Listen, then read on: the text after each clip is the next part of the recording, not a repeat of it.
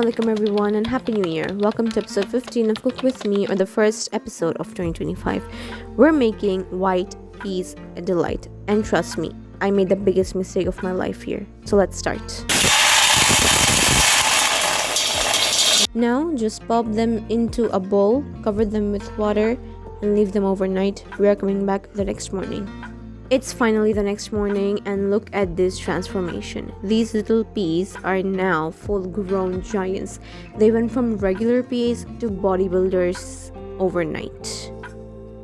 Now we have to rinse them 3 to 4 times to make sure all the dirts are gone. Fresh peas makes fresh white peas delight, my friends. While the peas are getting cleaned up, let's peel some potatoes because we will need them for our recipe today. It's time for ASMR.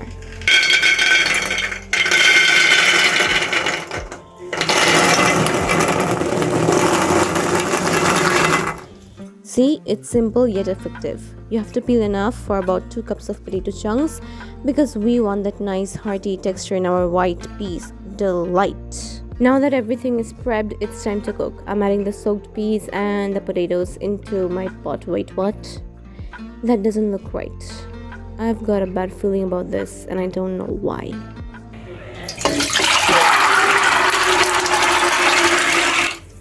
Okay, let's add some water, but hold on. I made a crucial mistake here and I've been too optimistic. So let's just say this might end in a disaster. So stay tuned to find out why this could literally ruin my entire New Year's dish. Alright, I'm letting it boil with the lid on, and while that's happening, let's boil some eggs too.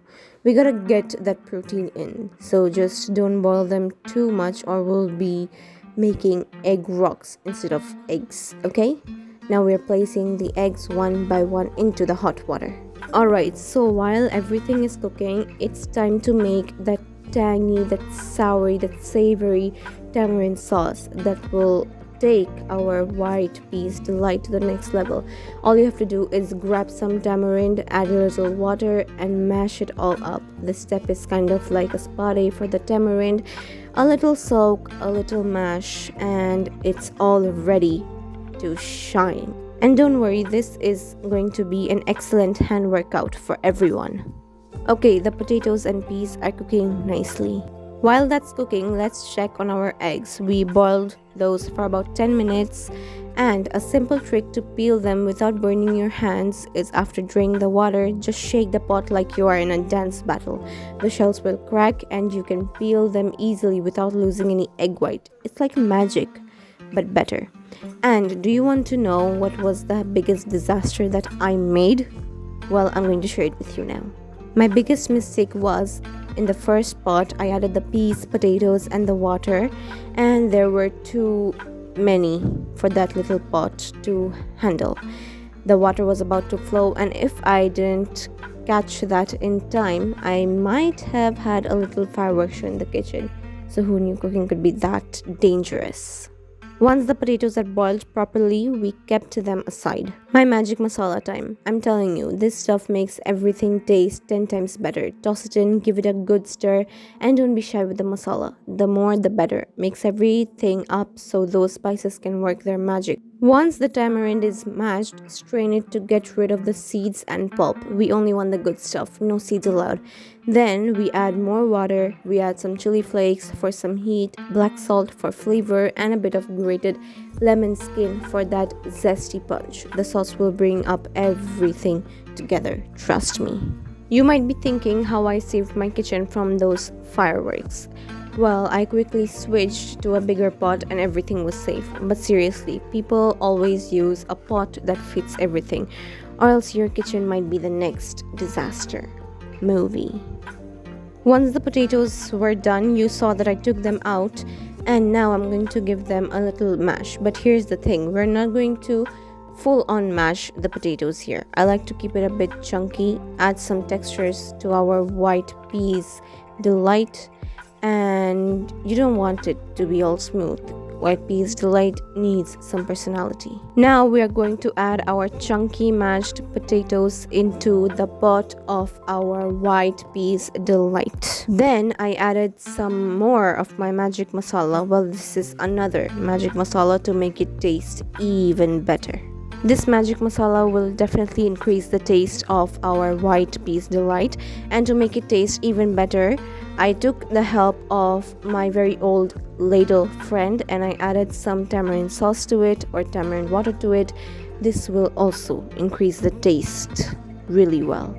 Now we have got to chop some fresh veggies for that final crunch. I'm chopping some onions, some green chilies if you like it spicy.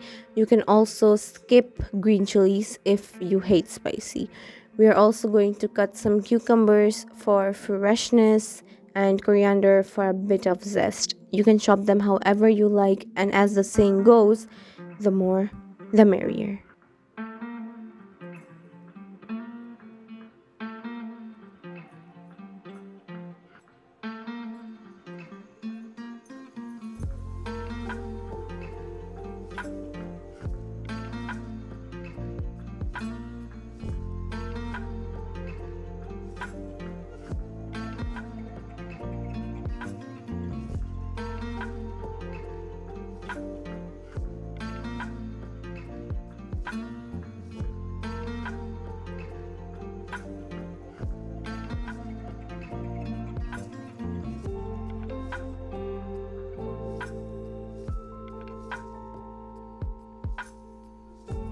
After struggling a lot during chopping, we finally have our chopped coriander leaves, chopped cucumbers, chopped onions, and chopped chilies.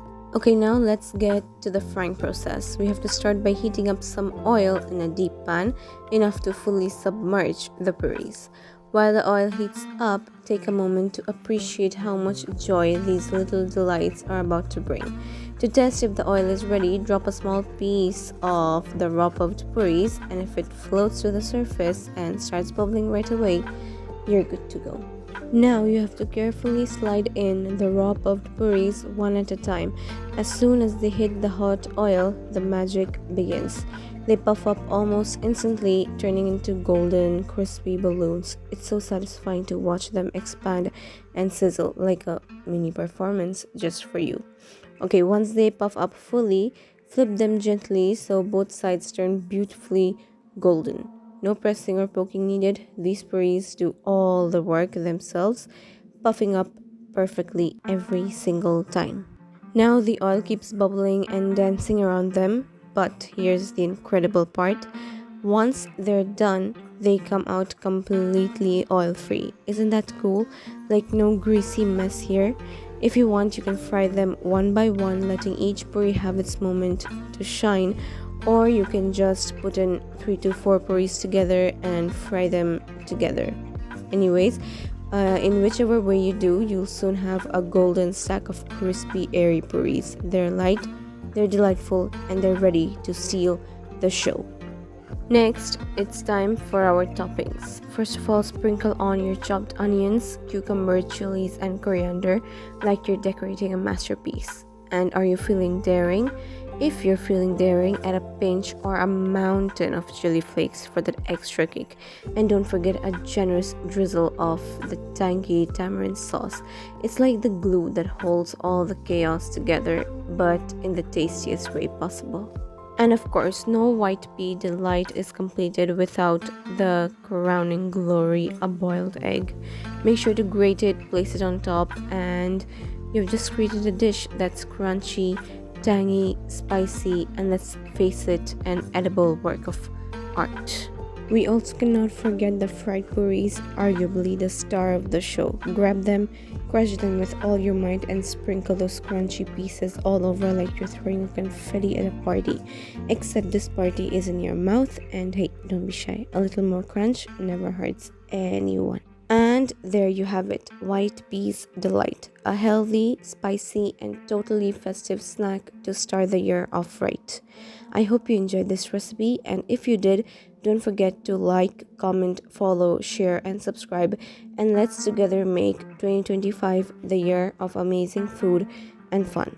Once again, Happy New Year, and may this year be as spicy and delightful as this white beast delight. See you in the next episode of Cook With Me. Until then, stay hungry and stay happy. Till next time, bye!